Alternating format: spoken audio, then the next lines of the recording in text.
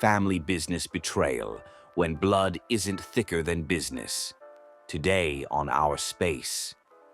I dedicated 12 years to my father's plumbing business, only to be passed over for my brother who barely worked there.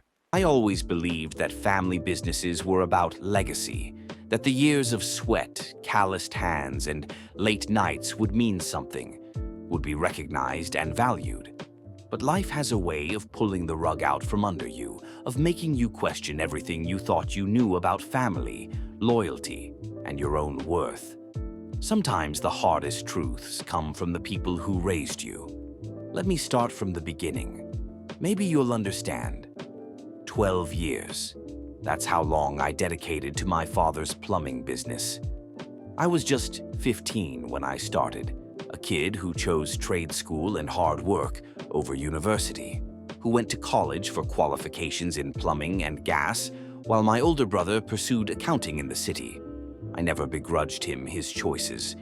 We were different people with different dreams. Mine just happened to align with my father's business. When Dad started getting sick 4 years ago, asbestosis, the silent killer that's been stealing his breath day by day, I stepped up. Not because I had to, but because I wanted to.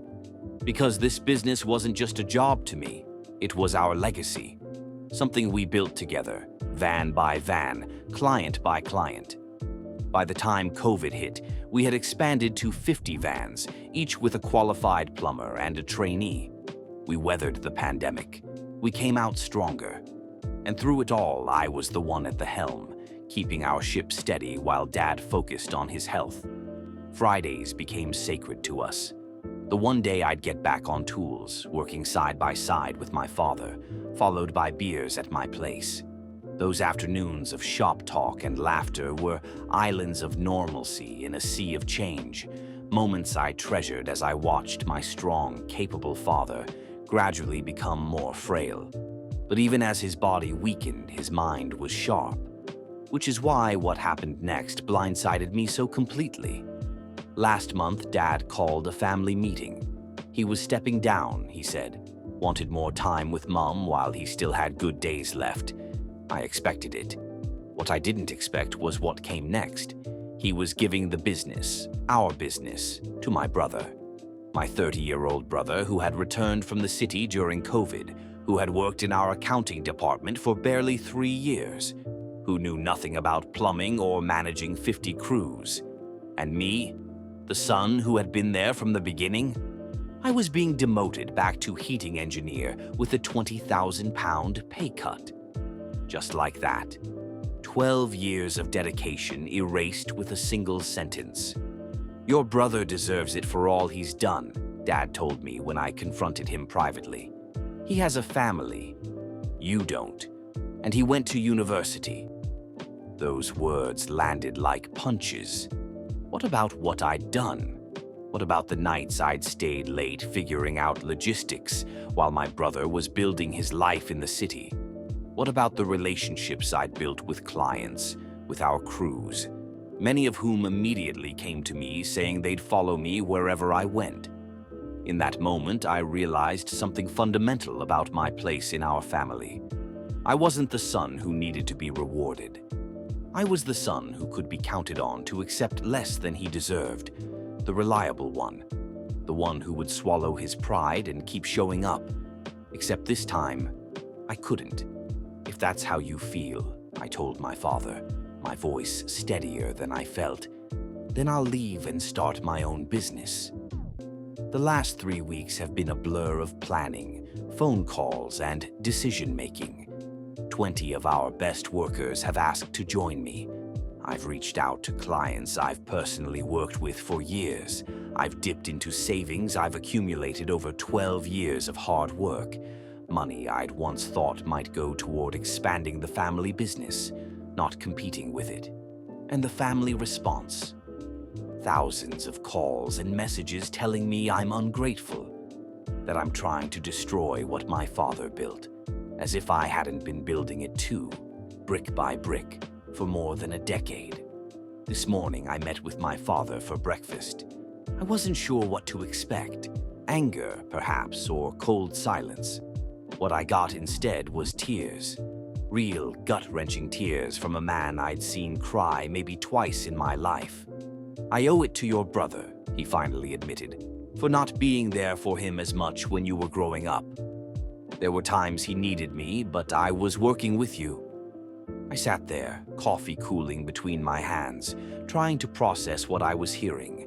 After 12 years of hard work, I was being punished because my father felt guilty about giving me too much attention as a child. Because my brother, who had never wanted anything to do with the business until recently, now felt entitled to it. "I should have split it between you," my father said. "The business needs both of you to keep growing." But it was too late. My brother now had full control, and Dad had no say anymore. The 3 weeks I'd tried to make it work under my brother's leadership had been a nightmare of being second-guessed, undermined, and ignored. So here I sit, in my new temporary office space, drafting proposals for clients who have already agreed to follow me. 3 of our most experienced plumbers have already joined my team, bringing their decades of collective experience with them. The vans I purchased over the years and the tools I've accumulated are ready to go. It's terrifying and exhilarating all at once. Last night, my father called again, asking me to come to a family dinner. When I arrived, the atmosphere was thick with tension.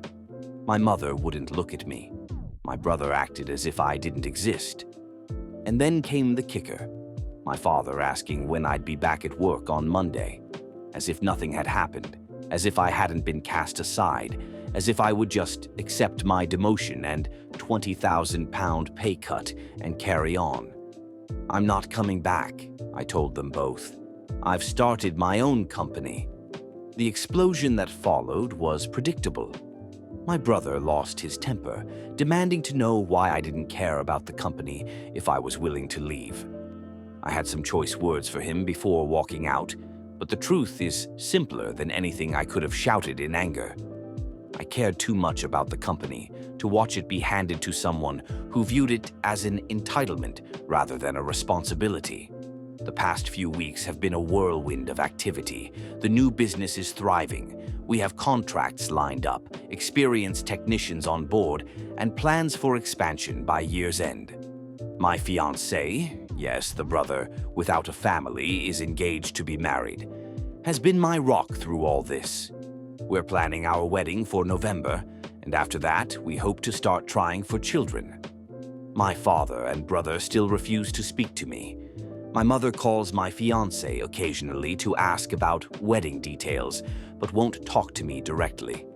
The rest of the family has started to come around, apologizing for their harsh words and seeking to make amends. And me? I'm learning that sometimes the greatest act of self-respect is walking away. That sometimes building something new is more honorable than fighting for scraps of something old. That family isn't just about blood, it's about recognition, respect, and reciprocity. Am I wrong for walking away? For refusing to accept being devalued after years of loyalty? For choosing to build my own path rather than walking in someone else's shadow? I don't think so. But sometimes standing in your truth means standing alone. At least for a while. What would you do in my position?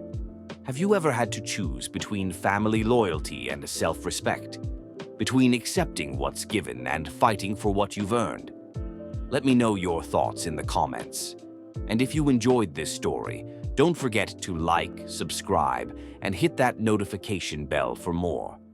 Until next time, remember that sometimes the bridges we burn light the way to where we're actually meant to be.